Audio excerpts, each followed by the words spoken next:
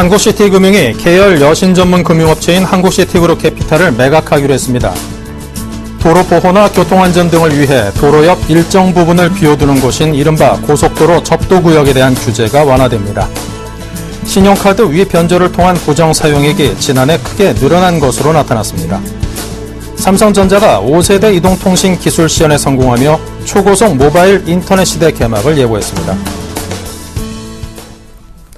시청자 여러분 안녕하십니까. 생경제 현장의 임동석입니다. 오늘 코스피 지수가 한국은행의 기준금리 인하에도 하락 마감을 했습니다. 증권부의 지민구 기자입니다. 안녕하세요. 네, 안녕하세요. 네, 마감 시간부터 들려주십시오. 네. 코스피 지수가 한국은행의 기준금리 인하라는 당근을 받고도 힘을 쓰지 못한 채 약세로 장을 마감했습니다. 코스피는 15일 전날보다 3.34포인트 하락한 1925.91의 거래를 마쳤습니다. 한국은행 금융통화위원회가 이날 본회의를 열고 기준금리를 2.25%에서 2%로 0.25%포인트 낮추면서 정부의 경제활성화 대책에 보조를 마쳤지만 지수는 오히려 떨어진 것입니다. 이와 관련해 시장에서는 이미 기준금리 인하를 예상하고 있었기 때문에 금통위의 결정이 증시 반등에 별다른 영향을 주지 못했다는 분석이 지배적입니다. 외국인은 1,815억 원을 순매도하며 지수 하락을 주도했습니다. 반면 개인과 기관은 756억 원, 829억 원을 각각 순매수했습니다. 프로그램 매매를 통해서는 338억 원이 빠져나갔습니다. 업종별로는 은행이 4.49% 하락했으며 증권, 운송장비, 전기갑수업 등이 2% 안팎의 하락폭을 보였습니다. 약세장 속에서도 운수창고, 비금속 광물, 의약품 등은 1% 이상의 상승폭을 보이며 장을 마감했습니다. 시가총액 상위 종목들도 대부분 하락했습니다. 삼성전자를 비롯해 현대자동차, 기아자동차, 현대모비스, 한국전력공사, 신한지주 등이 내렸습니다. 반면 SK텔레콤과 SK하이닉스, 네이버는 상승 마감했습니다. 코스닥 지수는 전날 대비 1.46포인트 오른 545.51로 거래를 마감하며 이틀째 상승했습니다. 서울 외환시장에서 원달러 환율은 전날보다 1.4원 내린 1063.1원을 기록했습니다. 네, 그리고 다음 달 도서정가제 시행을 앞두고 관련 업종 주가가 강세를 보였다던데요. 관련된 소식 전해주십시오. 네. 다음 달 20일 도서정가제 시행을 앞두고 출판 관련 업종들의 주가가 강세를 보이고 있습니다. 도서정가제가 본격적으로 도입되면 관련 업체들의 도서 부문 매출 실적이 개선될 것이라는 기대감이 작용했기 때문입니다. 예스24는 15일 코스닥 시장에서 전날보다 170원 오른 6,540원의 거래를 마쳤습니다. 전날에 이어 이틀째 급증하며 52주 신고가를 경신했습니다. 이 밖에 출판 관련주인 예림당, 삼성출판사 등도 오랜만에 상승세를 보였습니다. 이와 관련해 지인의 LIG 투자증권연구원은 출판 관련 업종의 경우 시장 상황과 경쟁 치열로 상반기 실적이 부진했지만 11월 도서정가제 시행 후 매출 총이익률의 개선이 기대되는 상황이라고 설명했습니다. 최근 출판업계는 지속된 도서시장 침체와 가격 경쟁력을 바탕으로 한 영업 경쟁이 심화되면서 내리막을 걸어왔는데요. 시장 전문가들은 도서정가제 시행을 앞두고 정부와 업계의 갈등이 심화되고 있는 상황이기 때문에 세부 시행 방안들이 어떻게 결정된지 지켜본 뒤에 투자할 필요가 있다고 조언했습니다. 네, 잘 들었습니다. 지금까지 지민구 기자였습니다. 감사합니다.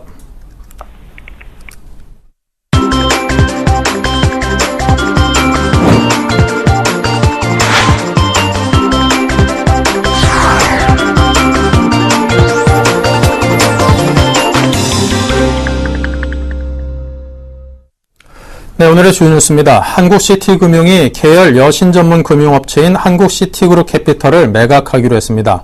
아울러 한국시티은행은 매각 대상이 아님을 분명히 했습니다. 한국시티금융은 존 거스파치 시티그룹 CFO가 우리나라를 비롯한 11개국에서 소비자 금융 부문을 매각한다는 구조조정 계획을 밝힌 것과 관련해 오늘 입장문을 내고 한국시티그룹 캐피탈의 사업을 내년 1분기부터 시티홀딩스로 편입해 보고토록 하고 매각 작업을 포함한 전략적 조치를 내년까지 마무리할 것이라며 다만 시장 상황과 감독당국의 승인에 따라 계획이 달라질 수 있다고 말했습니다. 한국의 소비자 금융 매각 대상은 한국시티그룹 캐피털임을 명확히 한 것입니다. 한국시티 측은 다만 이런 조치가 카드 사업을 포함한 한국시티은행의 소매금융과 기업금융 사업에는 전혀 영향이 없을 것이라고 강조했습니다.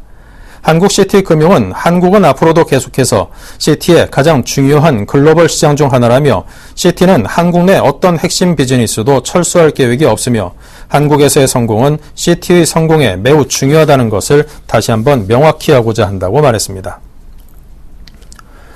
도로 보호나 교통안전 등을 위해 도로 옆 일정 부분을 비워두는 곳인 이른바 고속도로 접도구역에 대한 규제가 완화됩니다. 이에 따라 여의도 면적의 18배에 해당하는 토지의 이용이 활성화할 것으로 기대됩니다. 국토교통부는 고속도로 접도구역 폭 축소와 접도구역 지정 제외 대상 확대 등의 내용을 담은 도로법 시행령과 개정안을 입법 예고한다고 밝혔습니다. 개정안을 보면 고속도로 접도구역 폭이 20m에서 10m로 축소돼 고속도로변 접도구역으로 지정된 토지 103.5제곱킬로미터 가운데 절반 정도가 접도구역에서 해제됩니다. 국토부 측은 해제 면적이 여의도 크기의 18배라고 설명했습니다. 국토부 관계자는 최근 기존 도로 확장보다 우회도로 건설이 많아 도로 확장에 대비한 접도구역의 필요성이 줄었다며 규제 완화 배경을 설명했습니다. 이번 시행령과 개정안은 관계기관의 협의를 거쳐 오는 12월 공포 시행될 예정입니다. 신용카드 위변조를 통한 부정 사용액이 지난해 크게 늘어난 것으로 나타났습니다. 금융감독원이 국회 정무위원회 유이동위원회에 제출한 국정감사 자료를 보면 2010년 57억 원이던 신용카드 위변조 부정 사용액은 2012년 67억 원, 지난해 79억 원으로 크게 증가했습니다.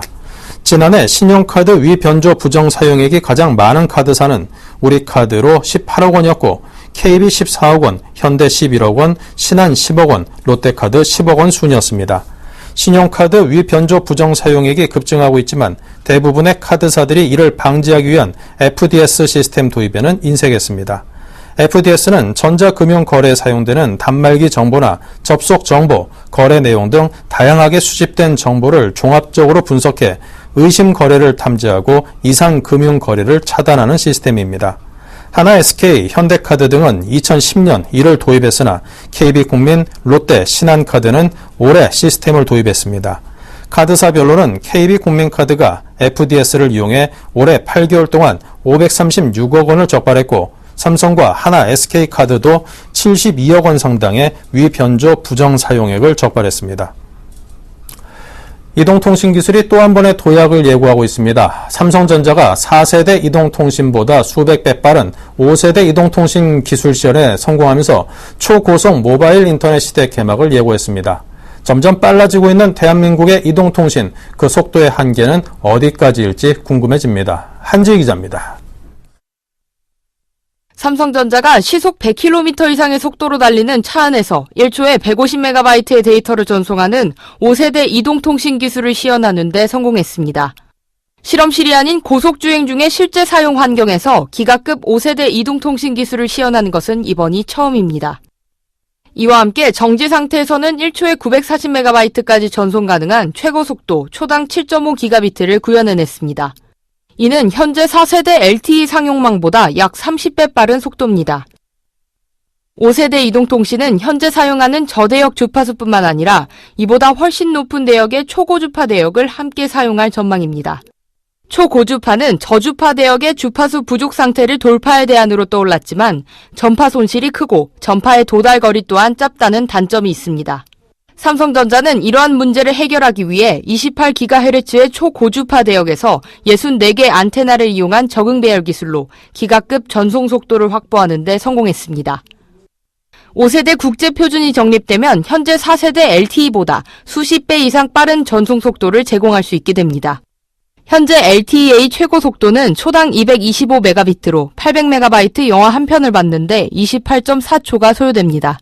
하지만 2020년에 5세대 이동통신이 상용화되면 이론상 구형 가능한 최고 속도 초당 50기가비트로 같은 용량의 영화를 1초 만에 내려받을 수 있게 됩니다.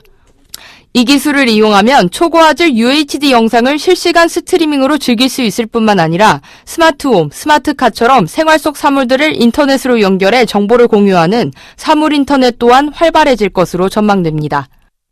삼성전자가 5세대 이동통신 기술 시연에 성공하면서 세계 각국의 5세대 이동통신 연구와 5세대 관련 국제표준 작업도 한층 활발해질 것으로 전망됩니다. 서울경제TV 한지입니다.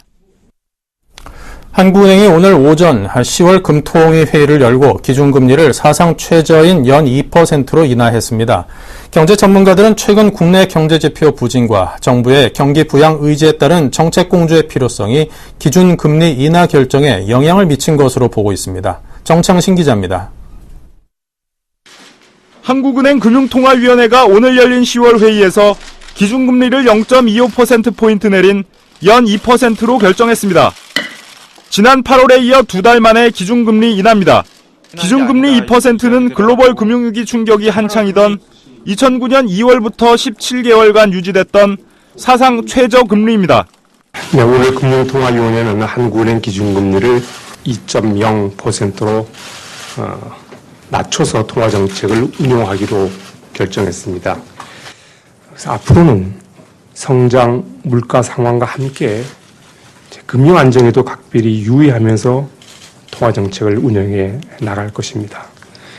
경제 전문가들은 국내 실물 경제 지표의 미약한 회복세와 저물가의 고착화 우려, 특히 정부의 경기 부양 의지에 따른 정책 공조의 필요성 등을 감안할 때 금통위가 금리 부분에서도 신속한 대응이 필요하다는 판단을 내린 것으로 보고 있습니다. 금통위의 이날 기준금리 인하 결정으로 대출금리 인하가 예상돼 수요자들의 주택 구매력이 커지는 부동산 시장은 벌써부터 거래 활성화의 기대감이 커지고 있습니다. 증권시장에서는 워낙 대외 여건이 악화돼 기준금리 인하가 지수를 끌어올릴 정도는 되지 않겠지만 가파른 하락세는 막아주지 않겠냐는 관측입니다. 한편 이날 한국은행은 경제전망 수정치도 발표했습니다. 이주열 한국은행 총재는 통화정책 방향 기자간담회에서 올해 경제 성장률 전망을 지난 7월 내놨던 3.8%에서 3.5%로 하향 조정했습니다. 또 내년 경제 성장률 전망은 기존 4%에서 3.9%로 수정했습니다. 이 총재는 경제 성장률 전망치를 하향 조정한 것에 대해 경제 회복세가 예상보다 더디기 때문이라고 설명했습니다. 증권가에서는 유럽과 일본의 경기가 부진하고 중국의 성장 둔화 등을 고려할 때 수출의 성장 기여도가 약화될 것인데다 정부의 경기 부양 의지에도 불구하고 내수 회복이 더딘 것을 한국은행이 성장률을 하향 조정한 요인으로 해석했습니다. 전문가들은 한국은행의 이번 결정이 대내외 경제 여건이 악화되고 있는 데 따른 선제적 대응으로 해석하고 있습니다. 2달 만에 기준금리 인하가 정부의 경기 부양 정책과 시너지 효과를 낼 수 있을지 주목되고 있습니다. 서울경제TV 정창신입니다. 자동차 복합 할부 상품 존폐를 놓고 현대차와 카드업계가 기싸움을 벌이고 있습니다. 이 와중에 국민카드가 현대차에 대한 수수료 인하 불가 방침을 보이면서 갈등이 고조되고 있는데요. 금융부 신무경 기자입니다. 안녕하세요. 안녕하십니까. 네, 현대차와 카드업계가 갈등을 빚고 있다고 하는데 먼저 자동차 복합 할부 상품에 대한 설명부터 주십시오. 예, 알겠습니다. 자동차 복합 할부 상품이라는 말은 다소 생소하게 들리실지 모르겠습니다. 자동차 복합 할부는 자동차를 구매할 때 대금을 할부로 납부하기로 고객이 캐피탈사와 약정한 상태에서 신용카드사가 개입해 할부 원금을 신용카드로 결제하도록 하는 다소 복잡한 금융상품입니다. 캐피탈사에서는 차를 구매하려는 고객들에게 우선 신용카드로 자동차를 구매하게끔 합니다.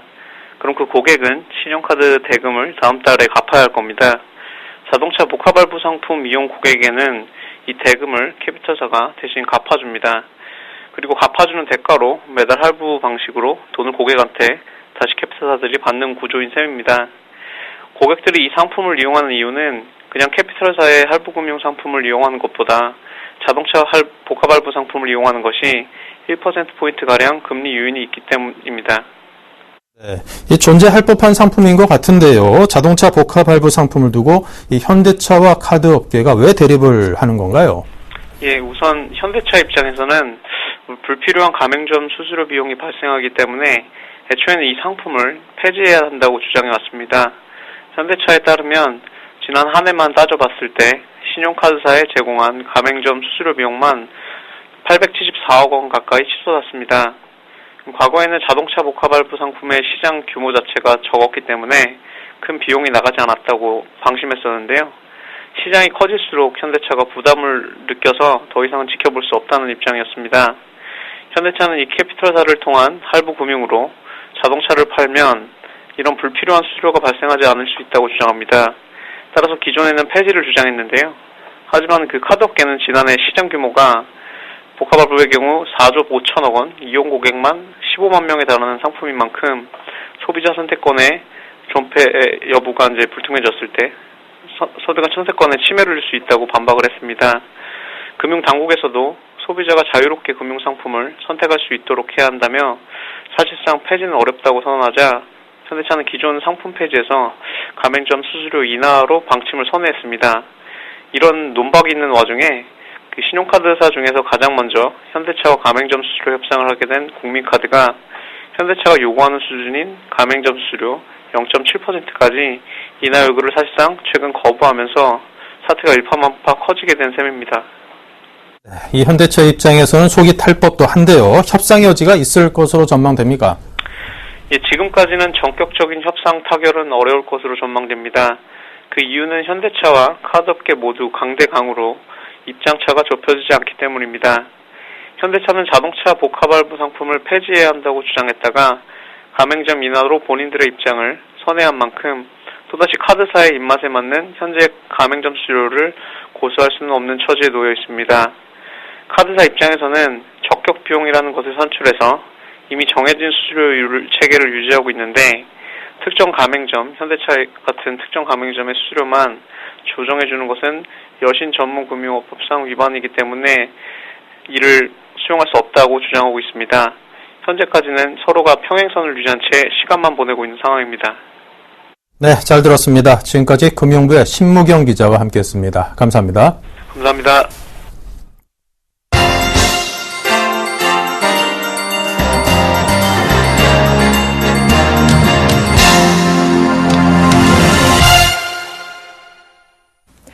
오늘의 글로벌 주요 뉴스입니다. 블라디미르 푸틴 대통령이 2015년까지 러시아와 중국 간의 교역량을 1,000억 달러로 늘리기로 한 양국 간 합의는 충분히 달성 가능하다고 밝혔습니다. 푸틴 대통령은 현지 시간으로 14일 모스크바를 방문 중인 리커창 중국 총리를 맞아 면담하면서 시진핑 중국 주석과 내년도까지 양국 간 교역을 1,000억 달러로 늘리기로 한 목표를 충분히 달성할 수 있을 것이라고 말했습니다. 푸틴 대통령은 세계 경기의 후퇴에도 지난해 양국 간 교역 증가율은 1.6%, 올 상반기 증가율도 4.5%를 기록했다며 이같이 전망했습니다. 지난해 러시아와 중국 간의 교역량은 900억 달러였습니다. 푸틴은 또 전날 열린 양국 정부 간 회담에서 38건의 각종 협력 문서가 서명된 데 대해 만족을 표시하면서 중요한 것은 양에 있는 것이 아니라 경제 여러 분야에서 양국의 실질적 협력이 진전되고 있다는 것이라고 강조했습니다. 이에 리 총리도 가장 중요한 것은 서명된 모든 문서를 이행하는 것이며 이를 위해선 상호 존중과 굳건한 정치적 신뢰가 중요하다고 말했습니다. 지난 12일 모스크바에 도착한 리 총리는 전날 드미트리 메드베데프 총리와의 회담에서 러시아 시베리아 극동 지역의 가스를 중국 동북 지역으로 수출하기 위한 가스 공급 사업에 관한 정부 간 협정과 양국 중앙은행 간의 통화 스와프 협정 등에 서명했습니다. 홍콩 행정장관 선거안에 반대하는 도심 점거 시위 18일째인 오늘 새벽 시위대와 경찰의 충돌에 수십 명이 체포됐습니다.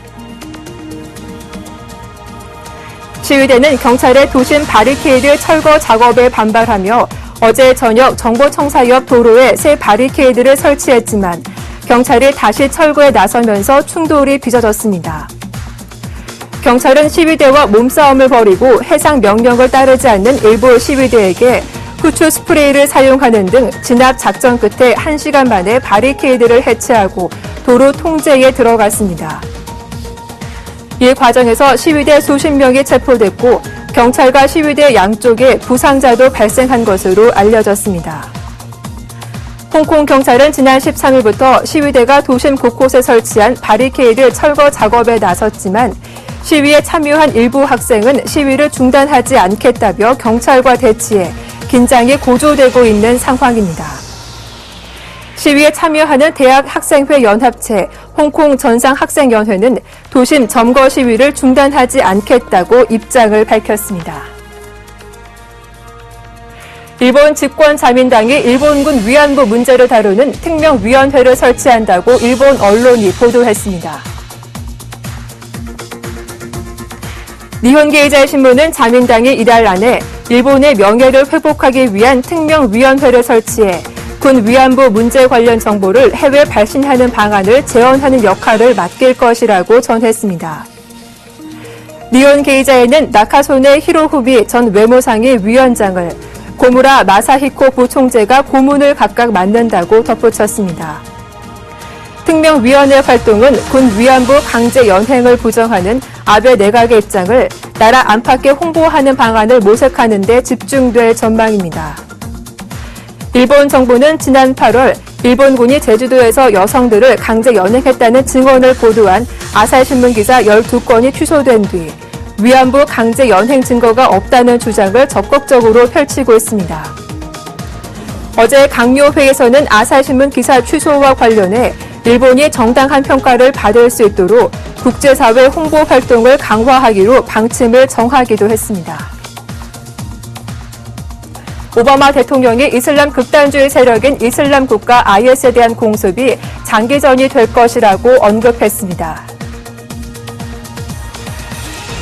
오바마 대통령은 백악관에서 IS 대응을 위한 국제연합전선에 참여 중인 20여 개국 군 수뇌부와 회의를 가진 뒤 기자들을 만나 이같이 말했습니다. 오바마 대통령은 IS 공습이 전 세계가 참여하는 작전이지만 전쟁에서 이기는 것이 말처럼 쉽지 않다는 점을 인정한다며 때로는 전진하지만 때로는 후퇴도 할 것이라고 덧붙였습니다. 오바마 대통령과 각국 군 지도부는 미군이 주도하는 IS에 대한 공습을 효과적으로 감행할 전략과 장기화 가능성에 대한 대책 등을 폭넓게 논의했습니다.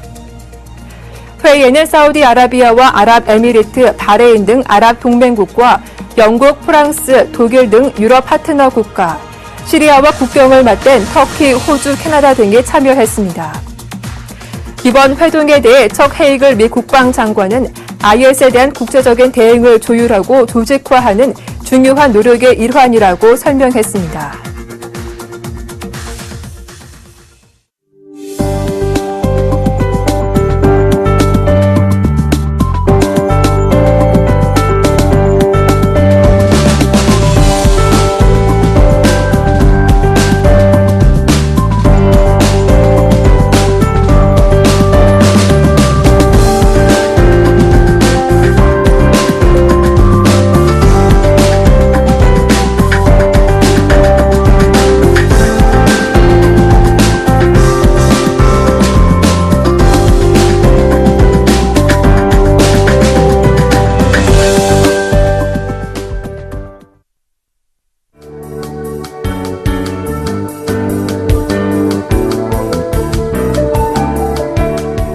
안녕하세요. K웨더 라이프스타일 예보 첫시입니다. 설악산에 이어 오늘 아침 대관역에도 올가을 첫 얼음이 얼었습니다. 내일 아침도 서울 12도 등으로 전국이 10도 안팎의 기온 분포를 보여 쌀쌀하겠습니다. 특히 춘천은 8도로 10도 밑으로 떨어지겠습니다. 내일 전국이 흐리거나 구름 많은 가운데 강원 영동을 제외한 중부와 전북은 새벽부터 아침 사이에 비가 오겠습니다. 경북은 오전 한때 빗방울이 떨어지는 곳이 있겠고요. 낮부터는 전국이 대체로 맑은 하늘을 보이겠습니다. 내일은 북서쪽에서 이 구름대가 유입되면서 강원 영동을 제외한 중부와 전북에 비가 오겠습니다. 이번 강수는 강수량도 많지 않겠고 강수 시간도 짧겠지만 중부에는 돌풍과 함께 천둥 번개가 치는 곳이 있겠습니다. 내일 우리나라는 북쪽을 지나는 기압골의 영향을 받다가 점차 중국 중부지방에서 동진하는 고기압의 영향을 받겠습니다. 기압골이 지나간 후 북서 내지 서풍의 바람이 불면서 일시적으로 미세먼지 농도가 높아질 수 있겠지만 오후에는 북풍으로 바뀌면서 대기 상태가 좋아지겠습니다. 그럼 자세한 지역별 내일 날씨는 나절 예보를 통해 알아보겠습니다. 중북부 지방은 새벽 나절에 흐리고 비가 오겠습니다. 충청도는 아침 나절에 비가 온 후 개겠고 낮나절부터 대체로 맑은 하늘을 보이겠습니다. 낮 기온 서울, 수원, 춘천 19도, 인천 18도를 보이겠습니다. 남부지방 아침 나절에 구름 많은 가운데 전북은 비가 오겠습니다. 낮나절부터는 대체로 맑은 하늘을 보이겠습니다. 한낮에도 오늘과 비슷한 기온 분포가 예상됩니다. 낮 기온 광주 20도 예상됩니다. 동해안지방 아침 나절까지는 구름 많겠고요. 낮나절부터는 맑겠습니다. 아침 기온 10도 안팎을 보이겠고요. 낮 기온도 크게 오르지 못하겠습니다. 낮 최고 기온은 강릉 20도, 울진 21도가 되겠습니다. 동해상과 서해상으로는 비 소식이 있습니다. 바다의 물결은 동해상에서 최고 3m로 높게 일겠고요. 서해상에서도 최고 2.5m로 다소 높겠습니다. 기압골이 통과한 뒤 찬바람이 강해지겠습니다. 특히 금요일 아침에 더 쌀쌀해지겠는데요. 하지만 주말에는 기온이 조금 오르는 데다가 비 소식이 없어 활동하기 좋겠습니다. 다음 주 월요일과 화요일에는 전국에 비 예보가 나와 있습니다. 날씨였습니다.